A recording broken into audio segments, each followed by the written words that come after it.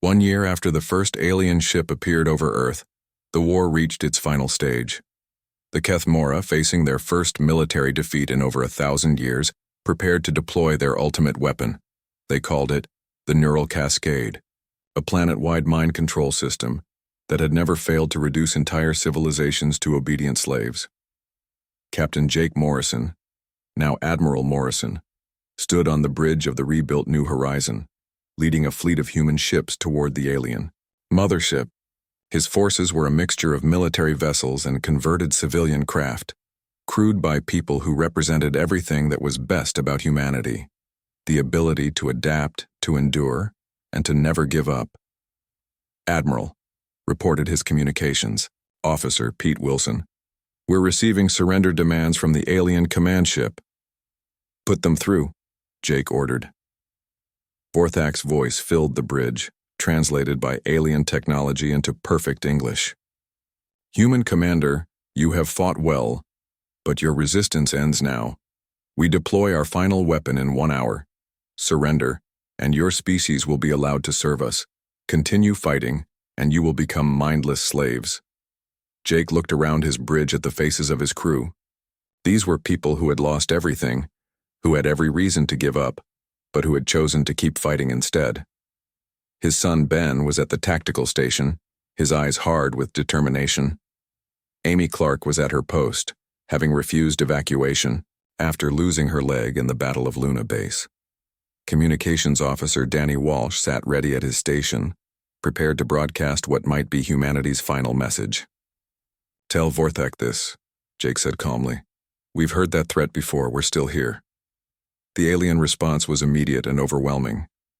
The neural cascade began, washing over Earth with a power that dwarfed anything the Kethmora had used before. This was not simply an attack on fear or despair. This was a direct assault on free will itself, designed to overwrite human consciousness and replace it with alien control. On Earth, Dr. Alex Turner felt the cascade hit like a tidal wave of foreign thoughts. The alien presence tried to push into his mind, not to break it, but to simply take it over.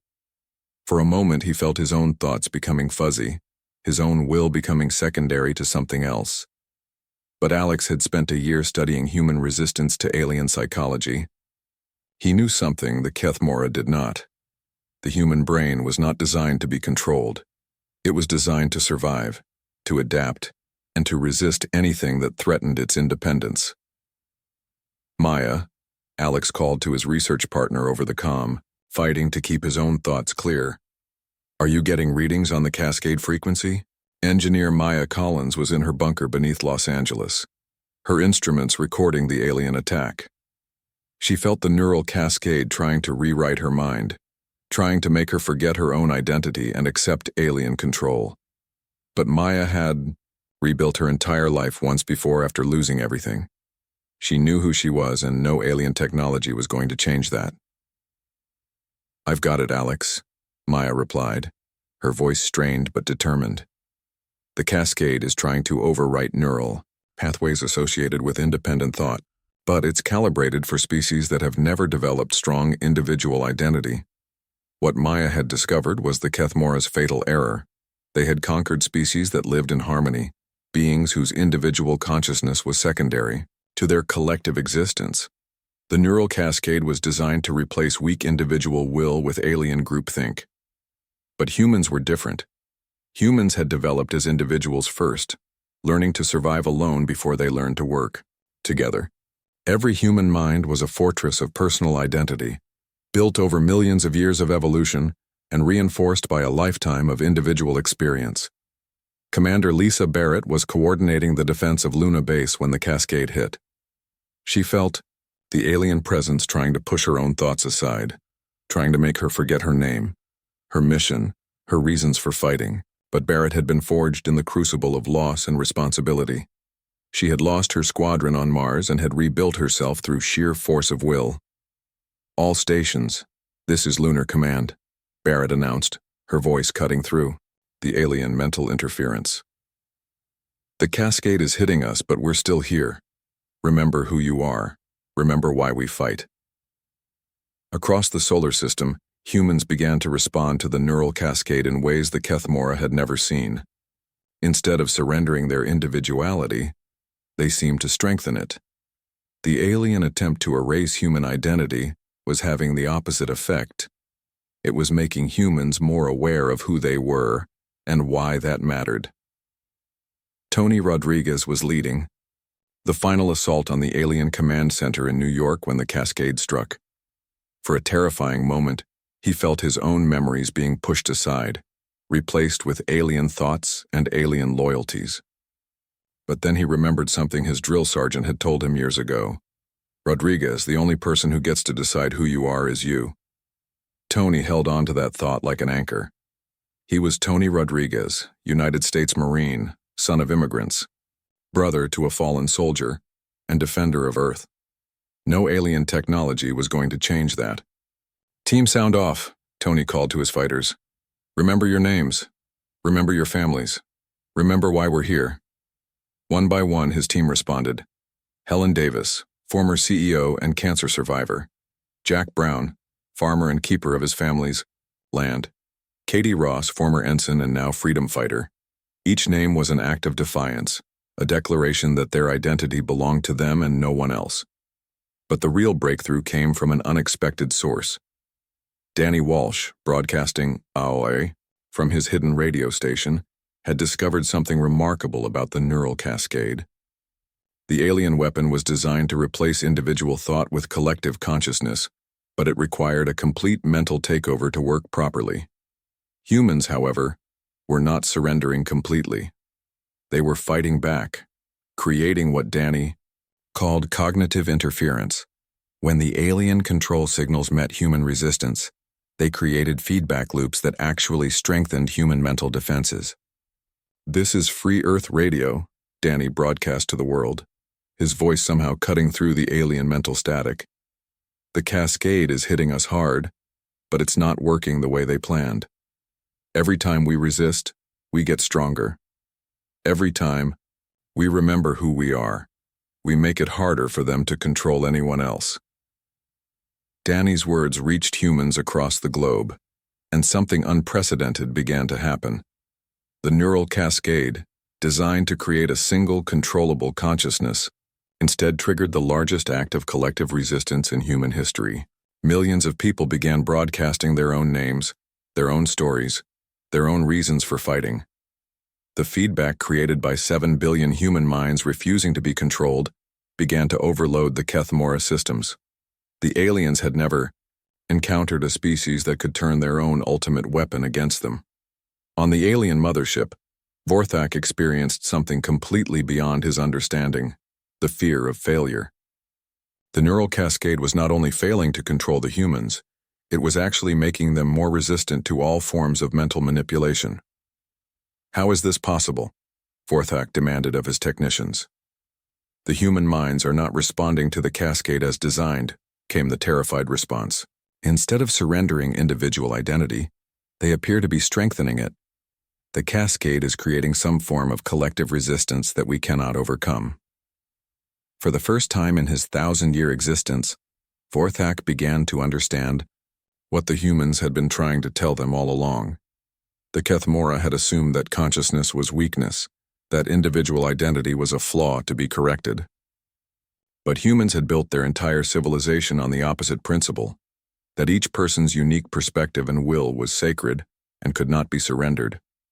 The neural cascade reached its peak intensity, and for one terrifying moment it seemed like the aliens might succeed. Across Earth, humans fell silent as the mental assault reached levels that should have broken any mind. But then something beautiful happened. A child's voice came over Danny's radio network. A little girl named Emma, who had been hiding in a basement in Detroit with her grandmother, began to sing a simple song her teacher had taught her before the invasion. "If you fall down, get back up. If you're scared, be brave anyway. If you're lost, keep looking. That's the human way." The song was not sophisticated or profound. It was just a simple reminder of something every human child learned, that being knocked down was not the same as being defeated. Other children began to join in, then adults. Soon, millions of humans across the planet were singing the same simple song. their voices somehow cutting through the alien mental control like sunshine through storm clouds.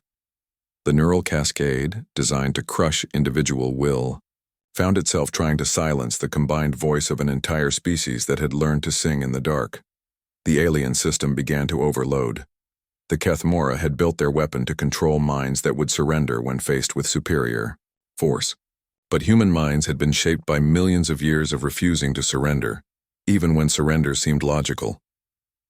Vortak felt something he had never experienced before, the presence of minds that were genuinely stronger than his own. Not more advanced or more intelligent, but stronger in the way that steel was stronger than crystal, harder to break, impossible to control. 6 months after the alien ships first darkened Earth's skies, humanity launched its first coordinated counteroffensive. The resistance had grown from scattered survivors into an organized force that spanned the globe, connected by something the Kethmora had never encountered: shared determination born from shared suffering.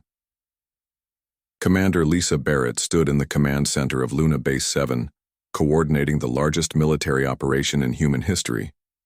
On her screens, she could see resistance cells from every continent preparing for simultaneous strikes against alien installations. All stations, this is Lunar Command. Barrett spoke into her comm. Operation Comeback begins in 60 seconds. On Earth, Colonel Ray Peterson crouched with his team outside the alien stronghold in Manhattan. The Black Tower rose 300 feet above the ruined city, its surface crawling with energy patterns that hurt to look at directly. Ray had been a beat cop before the invasion, but 6 months of fighting aliens had taught him things no police academy could. "Remember," Ray whispered to his fighters, "the mind tricks are just noise. Focus on what you know is real. Focus on why we fight." His team included people from every walk of life. There was Helen Davis, a former CEO who had lost her company to bankruptcy and her daughter to cancer, but who had learned that losing everything was just another way of learning what really mattered. There was Jack Brown, a farmer from Iowa whose family had survived the Dust Bowl and the Depression by simply refusing to give up on their land. Each of them carried scars, but those scars had become their strength. Dr. Alex Turner was in his mobile lab, monitoring the psychological effects of the coordinated attack. His discovery about human resistance had become the foundation of their entire strategy. Instead of trying to avoid suffering, they were learning to use it as fuel. "Danny, start the broadcast," Turner called to Communications Officer Danny Walsh, who had escaped from New Horizon and joined the Resistance. Danny activated the hidden radio network that now connected Resistance fighters across the world. His voice went out to millions of humans still fighting the alien influence. "This is Free Earth Radio," Danny announced. "Today we take back our world, not because we're unbreakable, but because we refuse to stay broken." The counterattack began with a coordinated strike on alien communication nodes, but this was not just a military operation. It was a psychological one. As each alien installation fell, Danny broadcast the story of the humans who had destroyed it. He told the story of Maria Santos, a single mother from Mexico City who had lost her home in an earthquake, but had rebuilt her life and now led a resistance cell of 200 fighters. He shared the tale of Victor Kim, a war veteran who had struggled with depression for years but had found new purpose in protecting other humans from alien despair. Each story was a weapon against the Kethmora's greatest tool, the belief that suffering meant defeat. On the alien mothership, Vorthak the Mind Render was experiencing something his species had no word for: panic. The human attacks were not following any logical pattern. They were not targeting the most important installations or using the most efficient strategies. Instead, they seemed to be choosing targets based on something called morale value. "Explain this concept," Vorthak demanded of his human psychology specialist. "The humans appear to prioritize targets that provide emotional satisfaction over tactical advantage," the specialist reported. "They are willing to accept higher casualties to achieve victories that inspire their population." This made no sense to Vorthak. The Kethmora conquered through efficiency and logic. The idea that beings would choose inspiration over optimization was completely alien to them. Captain Jake Morrison was leading the space-based assault from New Horizon. His crew had been reduced to 43 people, But they were 43, people who had learned that sometimes the most important victory was simply refusing to surrender. Weapons locked on target, reported his gunner, Amy Clark. She had lost her family in the early days of the invasion, but had found a new family among the crew of New Horizon. Fire, Jake ordered. The alien supply station exploded in brilliant blue flame.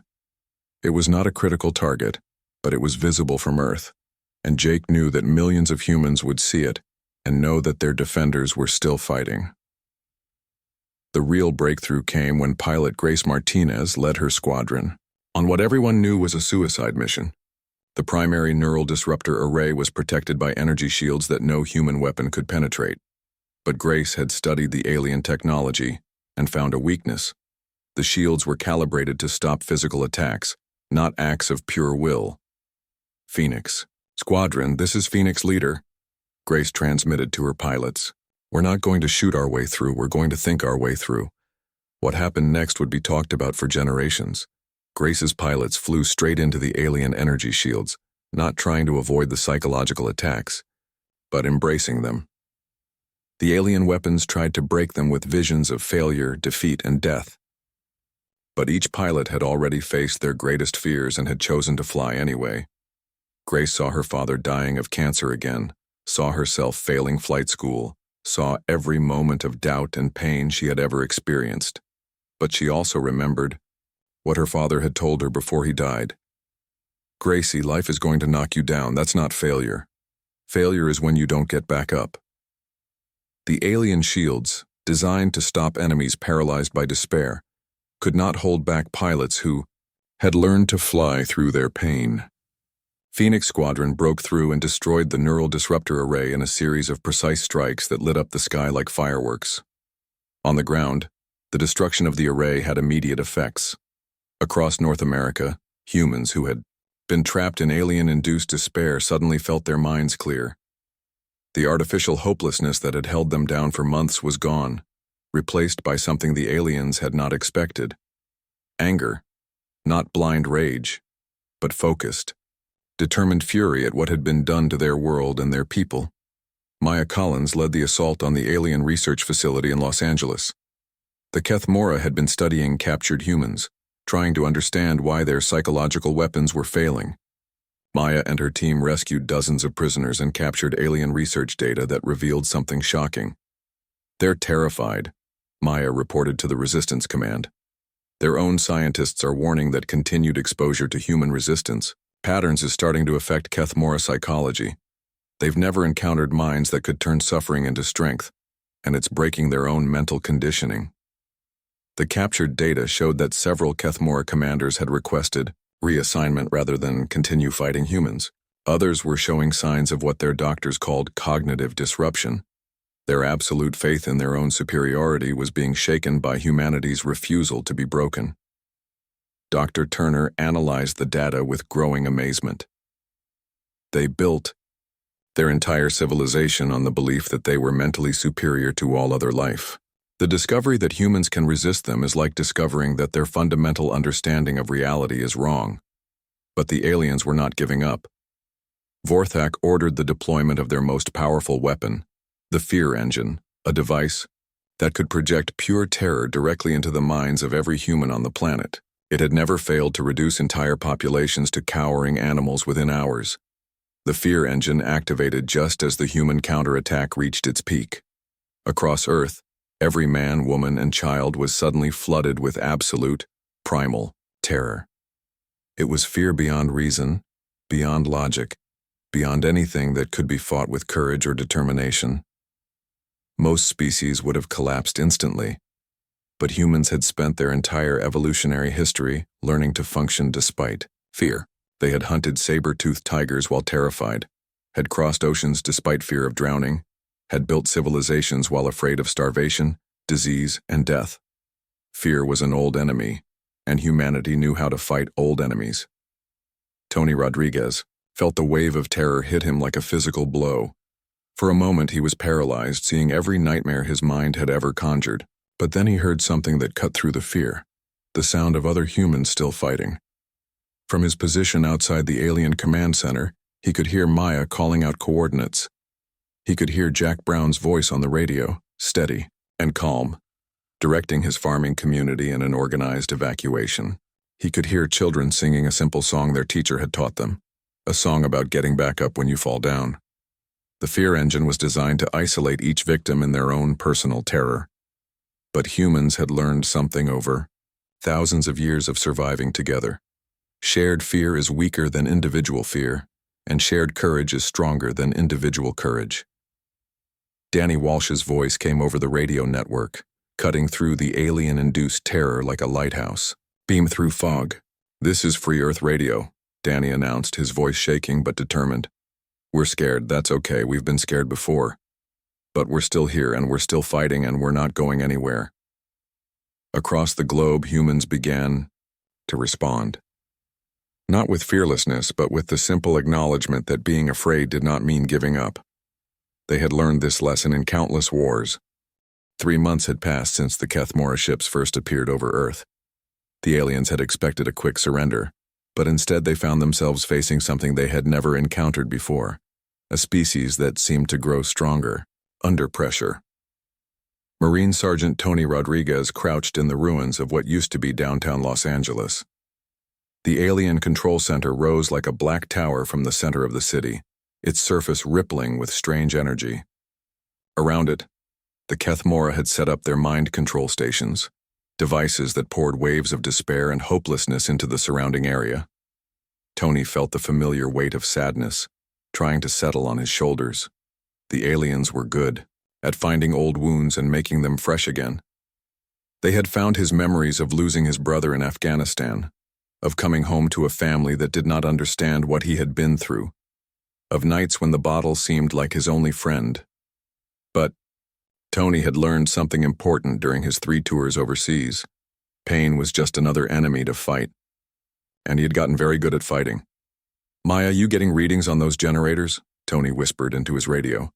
Engineer Maya Collins was hidden in a building 3 blocks away, her scanner pointed at the alien installation.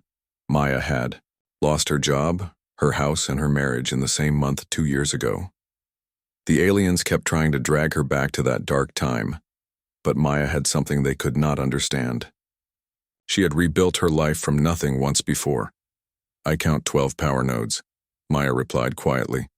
"If we can take out the primary coupling, the whole grid should collapse." Tony smiled grimly. The resistance had learned a lot in 3 months. At first, people had tried to fight the aliens with traditional weapons, but bullets and missiles did nothing against the Kethmora's mental shields. The real battle was happening inside human minds, and that was a war humans were surprisingly good at. Dr. Alex Turner was in his hidden lab beneath the Chicago subway system, studying brain scans of resistance fighters. What he had discovered would have amazed the scientific community, if there had still been a scientific community to amaze. "Katie, look at these patterns," Alex said to his assistant, Katie Ross, who had escaped from New Horizon when it fell to alien control. "Every human who shows strong resistance to the Kethmora influence has one thing in common." Katie leaned over his shoulder to study the data. "They've all experienced significant trauma or hardship." "Exactly," Alex said, his excitement growing. "The aliens are trying to break us with despair, but humans who have already faced despair and survived have developed mental pathways that actually resist their attacks. It's like psychological immunity." What Alex had discovered was something the Kethmora could not comprehend. In 47 previous conquests, they had faced species that lived relatively peaceful lives. When hit with artificial trauma and despair, these species had no defense. But humans had spent their entire evolutionary history facing disasters, wars, diseases, and catastrophes. Every generation had survivors who passed on not just genes, but stories of how to endure the unendurable. Commander Lisa Barrett stood in the command center of Luna Base 7, one of the few military installations still under human control. Her crew had been reduced from 200 to 37, but those who remained were among the strongest-willed humans she had ever served with. "Ma'am," said Communications Officer Danny Walsh, "we're receiving reports from resistance cells worldwide. The pattern is consistent. Humans with military experience, trauma survivors, people who have faced major life challenges. They're all showing natural resistance to the alien influence. Barrett nodded. She had seen it herself. The crew members who adapted best were not the ones with the easiest lives. They were the ones who had already learned that life could be hard and unfair, but that you kept going anyway. "Any word from Captain Morrison?" Barrett asked. "Last transmission was 6 hours ago," Danny replied. "New Horizon is still operational, but they're running low on supplies." Barrett made a decision that would have seemed insane before the invasion. "Prepare a supply run. We're going to punch through their blockade." "Ma'am, that's suicide," said her tactical officer Nancy Green. "Maybe," Barrett said, "but that's never stopped us before." Back on Earth, the Resistance was learning to fight in ways the Kethmora had never seen. In New York, a group led by former police detective Ray Peterson had discovered that the alien mind control devices could be overloaded if enough humans worked together to resist them. They called it cognitive interference. When humans joined together and supported each other, their combined will could actually push back against the alien influence. Ray had lost his partner in a shooting 3 years ago and had almost quit the force. But his captain, an old man named Frank Miller who had survived both war and poverty, had taught him something important. "Son, the world's going to knock you down more times than you can count. The only question is whether you get back up." Now, Ray was teaching that lesson to everyone who would listen.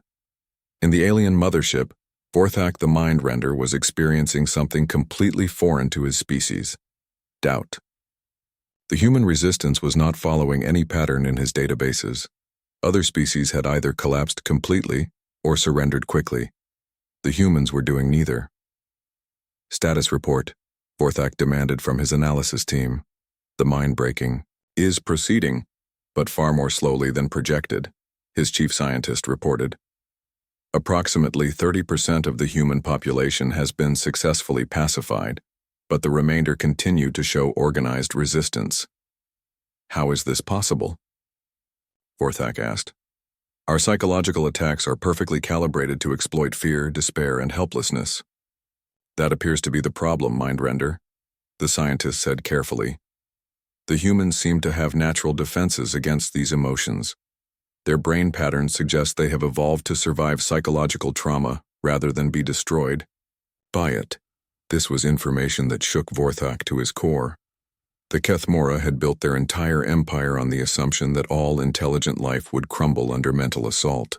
The discovery that a species could actually thrive under such conditions was like learning that water could burn. On New Horizon, Captain Jake Morrison was coordinating with resistance cells across the globe. His son Ben had managed to escape from the lunar mining station where he had been working and had joined Barrett's crew. The family was scattered, but they were all still fighting. "Dad," came Ben's voice over the secure comm channel. "We've got something here you need to see." "What is it, son?" "The aliens captured some resistance fighters last week for study," Ben said. "We just rescued them and they brought back intelligence data. The Kethmora are terrified." Jake felt a spark of hope. "Terrified of what?" "Of us," Ben said simply. "According to their records, we're the first species that has ever resisted. Their mind control for more than a few days. They don't know what to do." The intelligence Ben's team had recovered revealed something remarkable. The Kethmora conquest model was based on quick psychological victory, followed by easy occupation. They had never developed strategies for prolonged resistance because they had never needed them. For the first time in 1,000 years, they were facing an enemy they did not understand. Dr. Turner was broadcasting his findings to resistance cells worldwide through a hidden network of radio stations. "The key is not to fight the despair," he explained. "The key is to accept that despair is part of life and choose to keep going anyway. Every human who has survived loss, trauma, hardship, or disappointment has learned this lesson. Now we need to teach it to everyone else." His broadcasts were having an unexpected effect. Humans who had been struggling against the alien influence were learning that their pain and their past struggles were not weaknesses to be ashamed of, but strengths that could protect them. The very experiences that had once hurt them were now their armor against an alien enemy. Maya Collins and Tony Rodriguez completed their mission, destroying the alien control center in Los Angeles. As the mind control grid collapsed, thousands of humans throughout the city felt the oppressive weight of artificial despair lift from their minds. Many of them immediately joined the resistance. "This is just the beginning," Tony said as they watched the alien tower crumble. "We're going to take back every city, every town, every inch of our world." Maya nodded, her eyes hard with determination. "They wanted to break us with our pain. Instead, they gave us a reason to fight." The Kethmora had made a critical error. They had assumed that suffering would weaken humanity, but humans had learned over millions of years that suffering could also be a teacher, a motivator, and a source of strength. The aliens had awakened not weakness, but the deepest reserves of human determination. For the first time since the invasion began, the resistance was winning. Captain Jake Morrison was drinking his morning coffee when the alarm started screaming. The orbital defense station New Horizons shook as every sensor on the board lit up red. Jake dropped his cup and ran to the command center where his crew was already working at their stations. "What do we have?" Jake asked his second-in-command, Lieutenant Amy Clark. "Massive objects entering Earth orbit, sir," Amy said, her voice tight with worry. 12 ships, each one the size of Manhattan. Jake looked at the main screen and felt his blood turn cold. The ships were unlike anything humans had ever seen. They were black as space itself, shaped like giant teardrops with surfaces that seemed to bend light around them. They moved without sound, without any visible engines, positioning themselves over major cities across Earth. "Any response to our hails?" Jake asked. "Nothing, sir," said Communications Officer Pete Wilson. "They're not answering any frequency we try." Commander Lisa Barrett's voice crackled over the comm from the lunar defense grid. "New Horizon, are you seeing this? These things just appeared out of nowhere. No jump signatures, no energy trails. Nothing." Jake activated the station-wide comm. "All hands to battle stations, this is not a drill." For 3 hours, the alien ships hung motionless over Earth's cities. Military forces around the world scrambled jets and prepared missile systems, but no one wanted to fire the first shot. The ships made no aggressive moves, showed no weapons, gave no demands. Then they spoke. The voice came through every radio, every television, every communication device on Earth at the same time. It was not a sound, but something that went straight into every human mind, speaking in perfect English, Chinese, Spanish, and every other language simultaneously. "People of the third planet," the voice said, calm and cold as winter. "We are the Kethmora. We have watched your species for some time. You will surrender now, and your suffering will be brief." Jake grabbed his comm. "All stations, maintain defensive positions. Do not fire unless fired upon," the voice continued. "We have conquered 47 worlds before yours. Each species chose to fight it first. Each species learned that resistance is meaningless. We do not destroy cities or kill with weapons.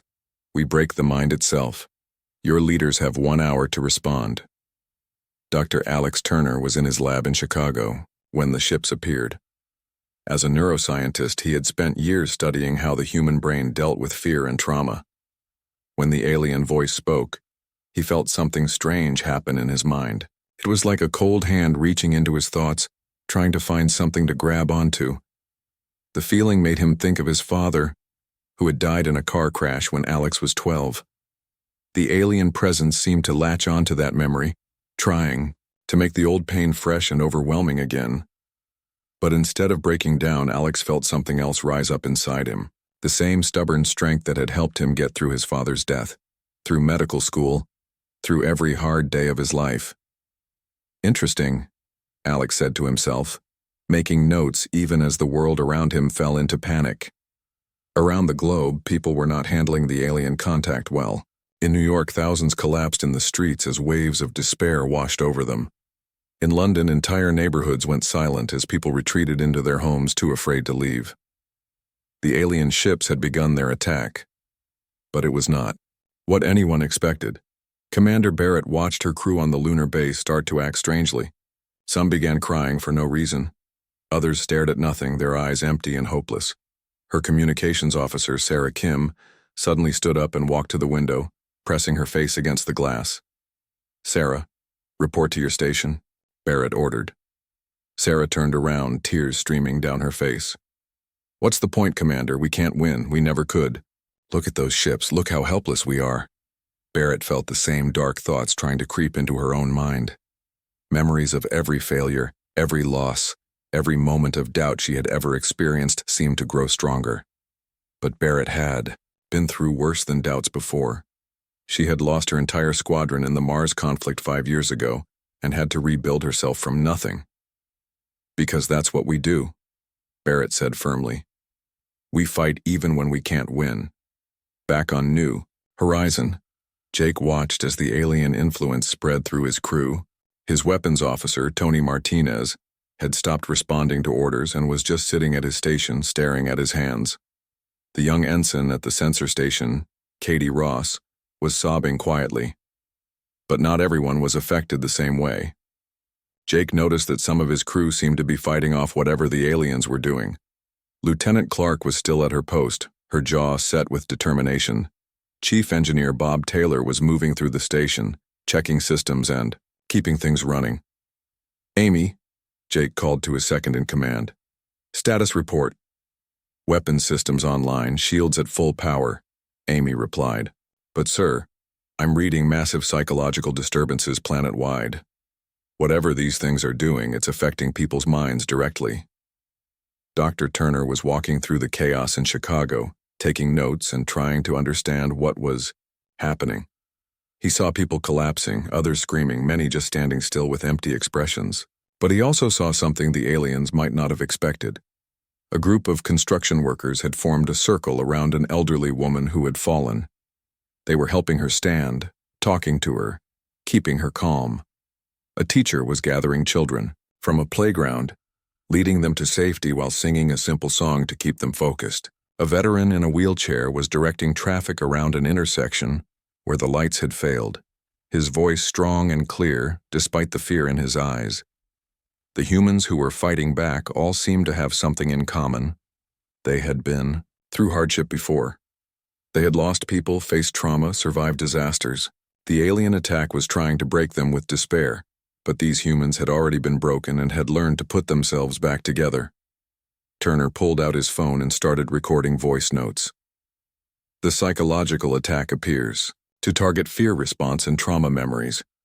But subjects with prior experience overcoming adversity show significant resistance. The aliens may have made a critical error in their understanding of human psychology." On the alien mothership hovering over Washington, D.C., Vorthak the Mind Render studied the reports from his subordinates with growing confusion. Every other species they had encountered had begun surrendering within the first hour of psychological assault. The humans were different.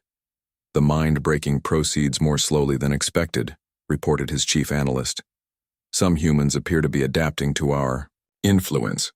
Vorthak felt something he had not experienced in centuries of conquest. Uncertainty. The human minds were not responding as they should. Instead of pure despair, many were showing patterns his instruments could not understand.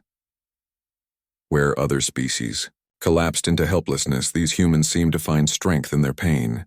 "Double the intensity," Vorthak commanded. "No species has ever resisted for more than 6 hours." But as night fell over Earth and the alien ships intensified their assault, something unexpected was happening in cities across the world. Humans were beginning to organize. They were finding each other, helping each other, refusing to give up even when everything seemed hopeless. Captain Morrison looked out at the stars from his command station and thought about his son Ben, serving on the lunar colonies. He thought about his wife who had died of cancer 3 years ago, and how he had wanted to give up then but had kept going for Ben's sake.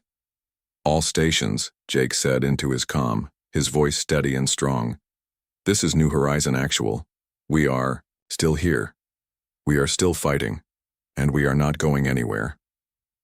The alien ships had expected Earth to surrender by now.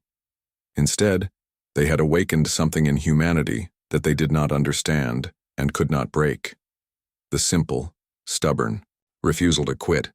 The Kethmora fleet retreated from Earth in complete disorder. Their thousand-year reign of terror ended by a species they had never understood. As the great black ships disappeared into the void, Vorthak the Mind-Render sent one final message to the planet that had broken his empire. "We sought your weakness and found only strength," the alien commander transmitted, his voice filled with something his species had never before experienced: respect. "We do not comprehend what you are. We leave you to your incomprehensible existence." Admiral Jake Morrison stood on the bridge of New Horizon, watching the alien ships fade from his sensors. Around him his crew was cheering, but Jake felt only a quiet satisfaction. They had won, but the victory belonged to every human who had refused to give up, who had chosen to keep fighting even when fighting seemed pointless. "Danny," Jake said to his communications officer, "open a channel to all human forces." Danny Walsh activated the worldwide communication network that had become humanity's lifeline during the dark months of occupation. His voice reached every corner of Earth and every human outpost in the solar system. "This is Admiral Morrison to all stations," Jake began. "The alien fleet has withdrawn. Earth is free." The celebration that followed could be heard on every continent. But it was not just joy at victory.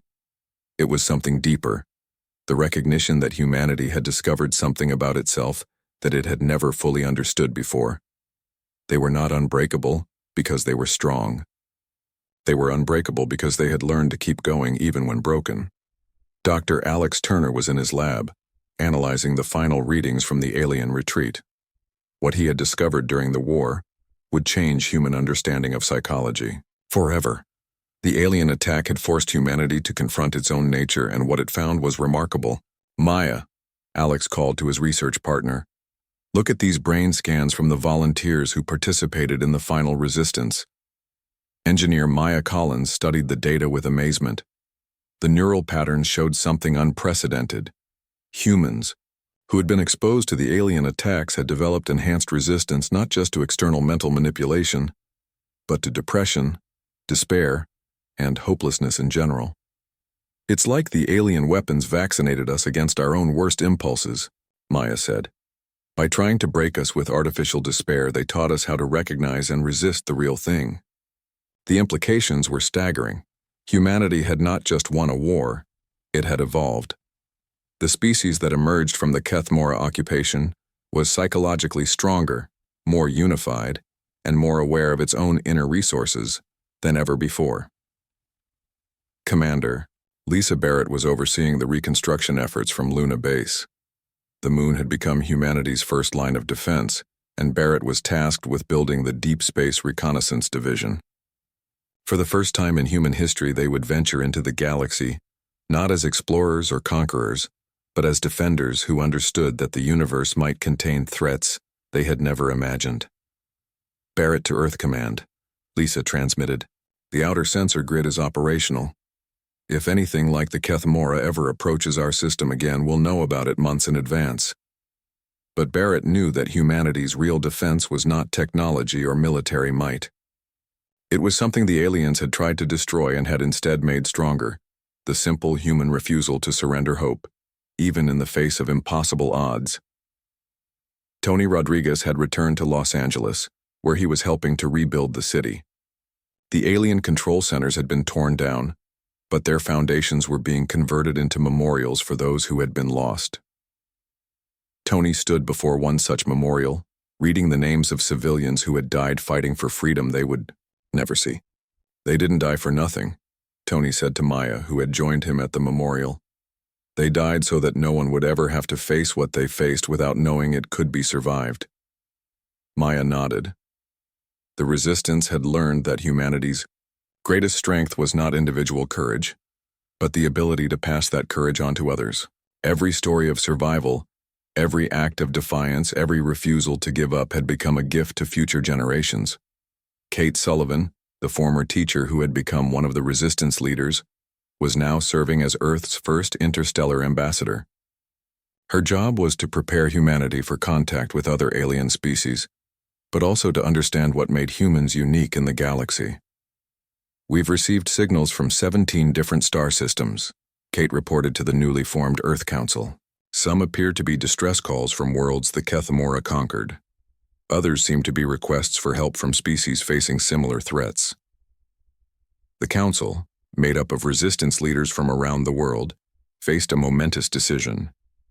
Humanity could retreat, could focus on defending Earth and building its strength, or it could venture out into the galaxy, carrying with it the knowledge that had defeated the Kethmora, the understanding that no species had to remain broken. The decision was unanimous. Dr. Turner's research had led to breakthroughs in human psychology that were being shared freely with anyone who wanted them. The techniques that had helped humans resist alien mind control were equally effective against depression, anxiety, and despair. Support groups based on resistance cell models were forming in every city, teaching people that their past struggles could become sources of future strength. The aliens thought they were attacking us, Turner explained in his broadcast to the world. Instead, they taught us who we really are.